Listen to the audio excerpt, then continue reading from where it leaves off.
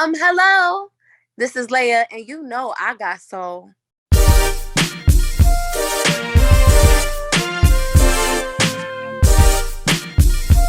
want to get started here. Just talking about some of your early beginnings and just, your journey, because obviously from listening to the music, I can tell where the influence lies. But just talk about those early days of just listening to music and like what drew you to, some of your inspirations. Like I can tell you love Missy, you love Aaliyah. Like I can just tell from your vibe. So what kind of drew you to that early on? Um, I just have a love and affinity for that just golden era of 90's R&B. Yeah. And Missy was actually very much of a sneaky influence because there were so many R&B songs and girl groups and singers of the day that had songs that I loved, and like years later I realized like Missy had something to do with a lot of those songs. So Right. yeah, it can definitely be heard in my music, but it was just something about it. It was soulful but funky, like, and it was Hmm. stuff you could really like vibe out to, and stuff that you could also play in the club. Like, I love R&B that has a bop to it. Right. I don't, I love a slow jam and a ballad too, but I love bringing that bop to R&B. So, and Missy and that whole era, that whole moment of R&B, back in the day was very much all of that. So, Right. At what point during your journey or your process of figuring out your sound were you studying, like, because one of the things that stood out to me when I listened to your music was the harmonies and the background vocals that you put into it. Like mhm. when did you start picking up on that stuff? Well, I've always kind of done that. So like when I listen to music, whether it's on the radio or just like, whatever off my phone, I'm always harmonizing with it. So Mm, like it could be a rap song, it could be anything. And sometimes it's so funny, like my friends, they laugh at me because sometimes it's like a television commercial and it's like a jingle, and like right. I'll chime in and like harmonize with it and add like another octave or something. So it's just something I've always done. Right. So and I record myself, and I pretty much always have. So when I record, I spend the time to really feel out, what, harmonies go best. I think it was also just me growing up listening to a lot of like girl groups. Like, I love Destiny's Child. Like, I was Right. such a big Destiny's Child fan, and they're so good at just bringing all these harmonies, and which most girl groups do, of course, because everybody is like vocally playing a part. And I take a lot from that. I just love how it fills up the space. I think a lead vocal, of course, is important, and it should be strong. But I think somewhere at some point people just stopped filling the space, Yeah. and it became very just like that one lead track and maybe an ad lib, and that's it. But I love just filling it up and making it just sound like angelic. No, I'm with you, and I definitely hear it in your music. I want to talk about those early beginnings though, because I'm sure every artist at some point has aspirations of making music, of being an artist. I know that happened for you back in high school. Like, what was that process like? I'm pretty sure you were on YouTube trying to take up as much information as you could during that time. Yeah. Well, truth is, this is something I always wanted to do, like, since I can remember. Even I was a toddler, a little kid. I was always singing at anything that looked like a stage. I'd get up on it, start dancing and singing. And I was always in the mirror singing and making up songs. So this is something that I always knew I wanted to do. Anybody ever asked me, what are you going to be when you grow up? And I'm like, I'm going to be a singer. Right. So it was always just something that I did. So as soon as I was old enough to like start working a job and making some money for myself, Right. that's when I went about, kind of just going and bought a microphone, and because I had some money, but I couldn't afford to pay like for hours of studio time. Right. So bought a microphone, yeah, and pretty much like used YouTube and all that stuff to just learn how to mix and learn how to engineer myself. And over time, all of that got better, and it allowed me the time and the space to really develop myself and my sound and play around with things and experiment, without having to be, on display in front of anybody or trying to produce something for someone else. It was like I'm in my room and I can just do whatever I want.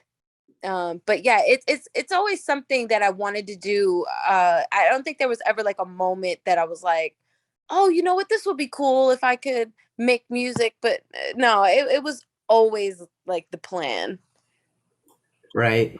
I'm So always curious, like early on when you're learning how to mix, when you're learning how to produce, like there must have been a lot of frustrating times just trying to figure that out, right? yes and no. I Yeah. think what I would do is, even still, like when I got into making my own videos and stuff, if there's a certain effect that I wanted to give, I would just like, that's how I would learn. Like I wouldn't go in thinking, okay, I have to learn everything there is to learn about it. I would just go in and first, okay, is the basics. Okay, how do I record? How do I Right. press stop? And all that. But then, once it got into, ooh, I would like on this part of the song if it could do, this, or maybe if it could echo or delay or do something. And then I would go and look up just how to do that one thing and Mm. figure that out. And then, okay, now I know how to do that. And then the next time I had another idea for maybe something else or whatever, then I would look up how to create that effect or how to accomplish that. So over time, I just ended up learning so many things. It was really just based on what it was I was trying to get across.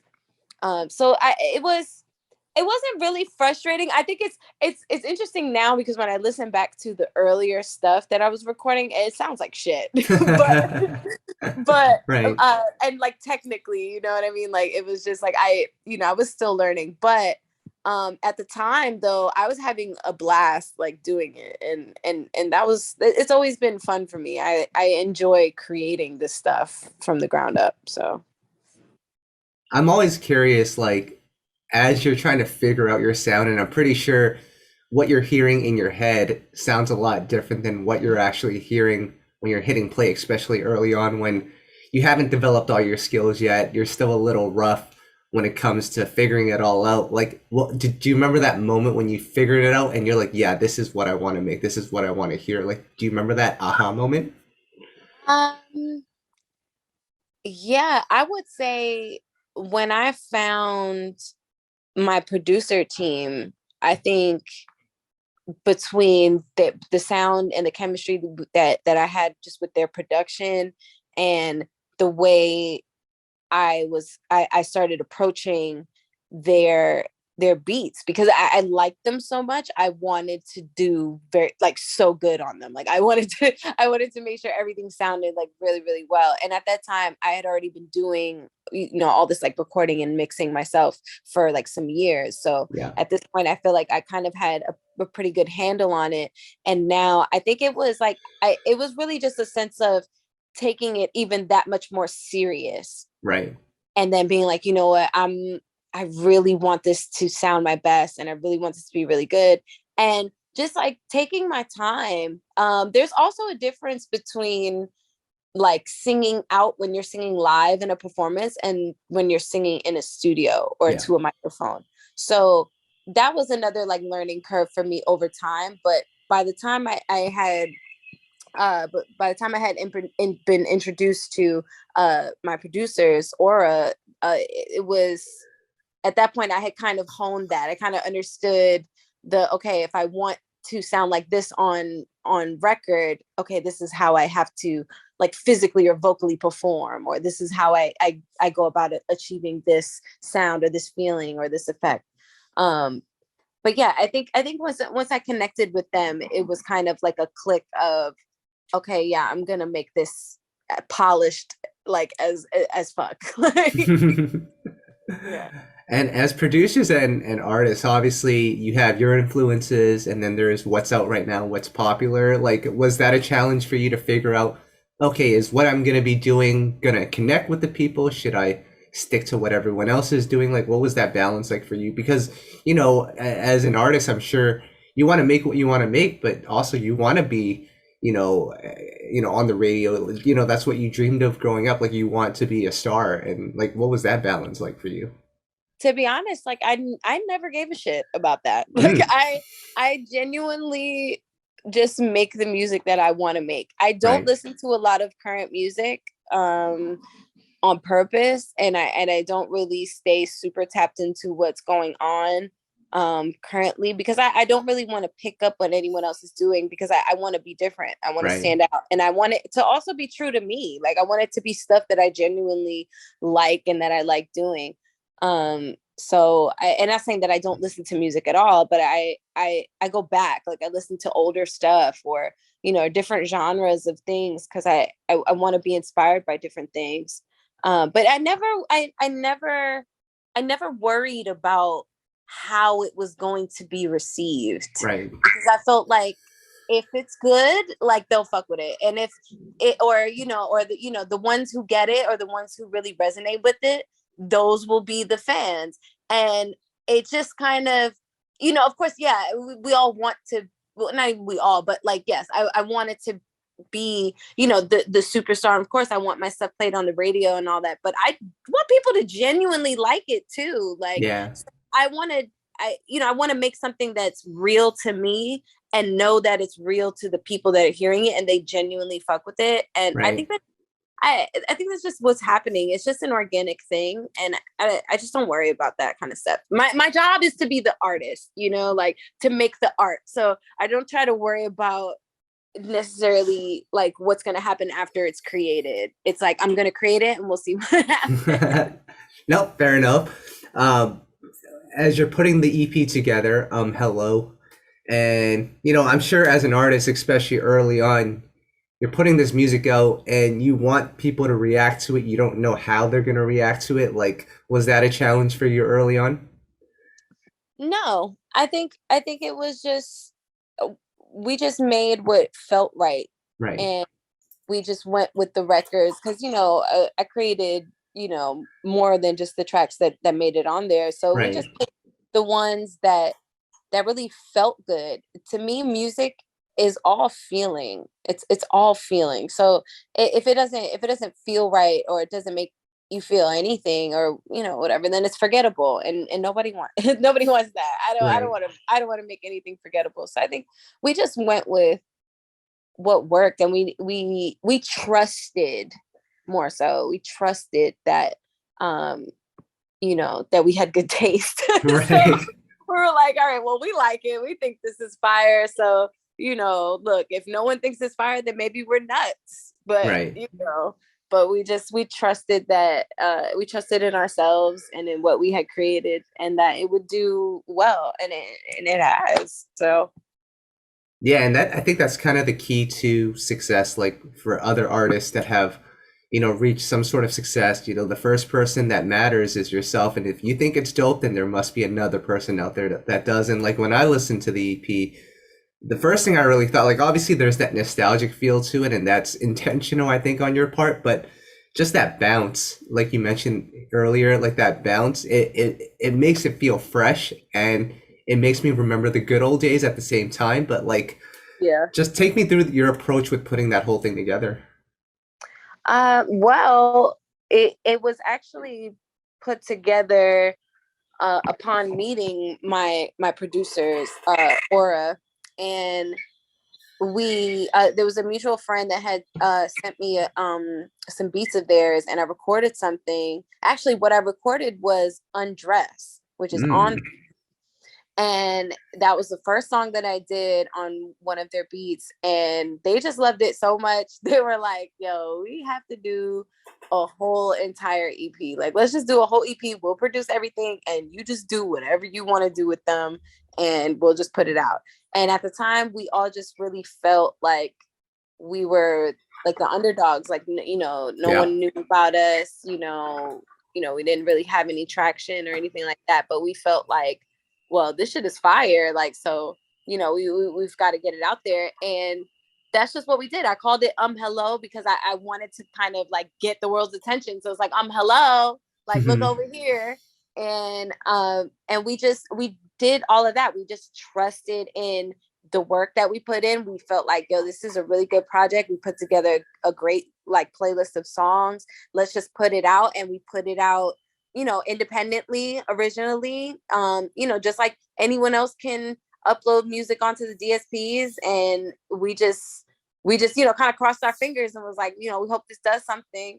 And we still created. I've got a whole nother EP on coming on the way as well, but we'll talk about Nice. that later. But Right. but yeah, we were like, but this will be the first thing, and we'll just put that out to kind of plant the seed.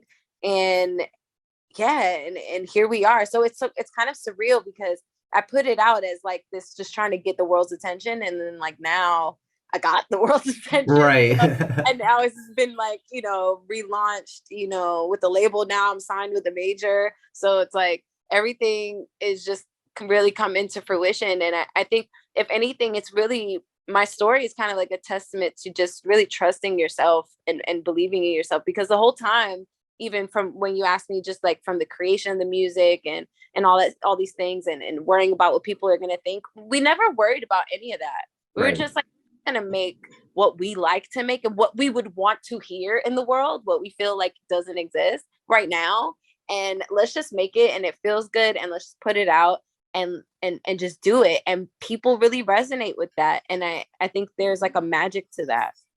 No, absolutely. How long did it take once you dropped your EP for people to really first discover it and connect with it? Because there's so much music that comes out these days. It's kind of like the luck of the draw for people to find your music, but when they do and they connect with it, then they're with it for a long time. So what was that process like? Do you remember how long that took?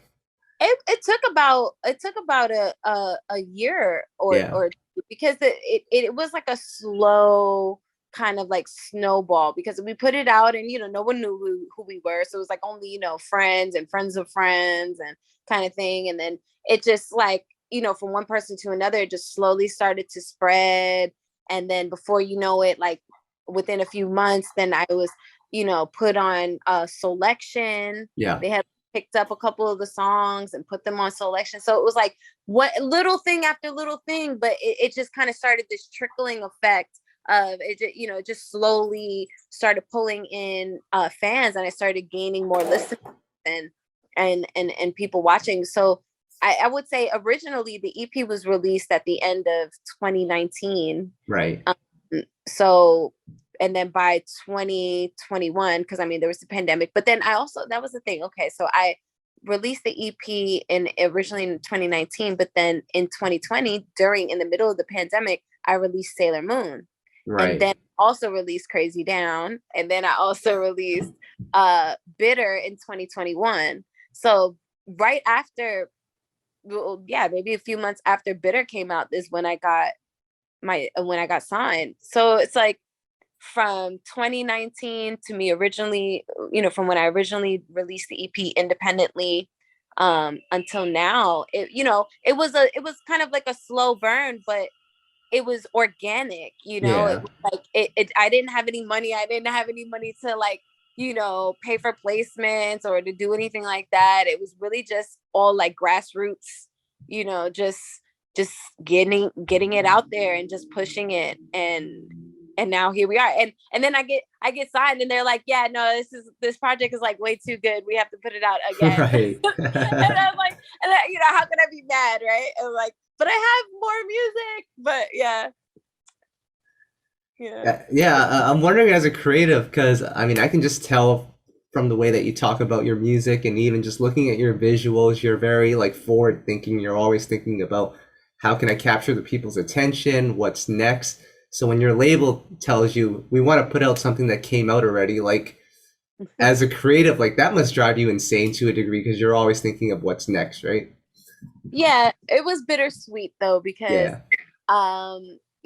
I'm glad that Hello is finally like getting its flowers, because it's yeah. finally doing what I intended for it to do, which is get that attention and kind of almost announce my presence to the world in a way. And that's what it's doing now. So I'm very thankful, very grateful for the relaunch. But yeah, but it's just cool for me, because it's almost just like doubling up Yeah. on the content releases, because this is out, but then there is new music coming that's really probably a little older to me than Mm, even newer music that I've made. So, you know, there's going to be a lot of things coming. Just that's all I'm going to say. There's a lot of stuff to come. right. I guess it's also pretty cool to have validation that something that you created 3 years ago is still resonating with people today. Because there's a lot of records out here. I know you don't really listen to the radio, but when I listen to the radio, I know there's records that I'll probably hear for 4 months and then I'll never hear it again. So for it Right. to last for 3 years, and it's going to be longer, I'm sure, but just to have that validation, I think is pretty cool. Absolutely. And you're absolutely right, because I talk about this all the time. I intend for my music to still be played at barbecues 20, 30, 40 years from now. I Right. still want, you know, that, and that's what I feel like real musicians really want at the end of the day. It's to make the real like classic music, and things that will last forever for generations. And at the end of the day, of course, that's how we make our coin too. I want royalties and streams for the rest of my life. So Right. Yeah. I don't want people to just, I don't want to make anything that's disposable and that can just be right forgotten about in a few months, and then no one's ever listening to it, or no one ever goes back to it ever again. You know, I want to make things that last. Yeah. Yeah. And then, of course, recently you signed with Warner, major label deal. Like, what does that mean for you? I know you've been grinding for quite some time now with your producers, just trying to figure out your sound. Like, to have a major label knocking at your door, like, what did that mean for you? Oh, it meant everything. Validation, especially confirmation that um you know, that what I was doing was good, and Yeah. that um you know, and not saying that I didn't think it was good, but to for a major to come and be like, yeah, we want you, and you are fire, and this music is awesome, and we're ready to go. That's a it's a immense compliment. If anything else, it's a it's just confirmation that I'm on the right path and I'm doing the right thing, and that for a major to see me and take me serious and want to invest in me fully uh is humbling. It's humbling. It's humbling. But yeah, I'm very grateful. I'm very grateful. It's a surreal experience. I'll say that as well. So like just going from doing everything myself out of my house, Yeah. and having just, you know, little to no budget for anything. You know, I don't, you know, I don't belong to a rich family. You know, I'm from the hood in Staten Island. So like Right. I never really, you know, had anything to now. The last few months, I mean, I've been like traveling all over the country, just back and forth and doing a million things. And already my life's changed so much. So it's just it's all just surreal, but confirmation that I'm on the right path, and this is something that I've always worked for like my entire life. So you know, I'm I'm so ready. I'm more than ready for all of it. So Right. I will say this though, I think once you leave that independent situation and you go to a major or a partnership, there's obviously more people involved, more hands. And my biggest hope and my biggest wish is that you make sure that your visuals are still as epic as they are right now. Because some of those music videos you have, like that Sailor Moon one, that was yeah. super epic to me. And I know you do a lot of that by yourself. You know, you edit it and you know you're directing it. Like that has to stay. Heard. Yes. And I agree. I only wish to elevate uh you know, the work that I was already doing. You know, I just want to make it bigger and better. But I agree. I agree entirely. But I will always play some sort of part or some sort of creative part in whatever it is that I do. Right. Absolutely. I gotta ask though, like for those music videos, where do those ideas come from? Like, cause I'm watching those and like it, even when I listen to your music, it's very visual. Even when there's no music video, like I can already kind of see where you're what you're trying to do. I guess that's the same for you when you're making the music. Is like you can already envision what the music video is gonna look like. Yeah, oftentimes I can. And I think that's just what it is. I also like doodle a lot, Right. and like I paint. I love doing like arts and crafts and making things and creating things. So creating videos or scenes or scenarios or whatever. I just love that stuff. I was also like a theater geek as a kid. So Okay. yeah, so when I right when I've done like creating a song, or even sometimes while I'm creating it, I can kind of just see a scene or scenario or even just a vibe or a look or whatever it is, and then I just kind of go for it.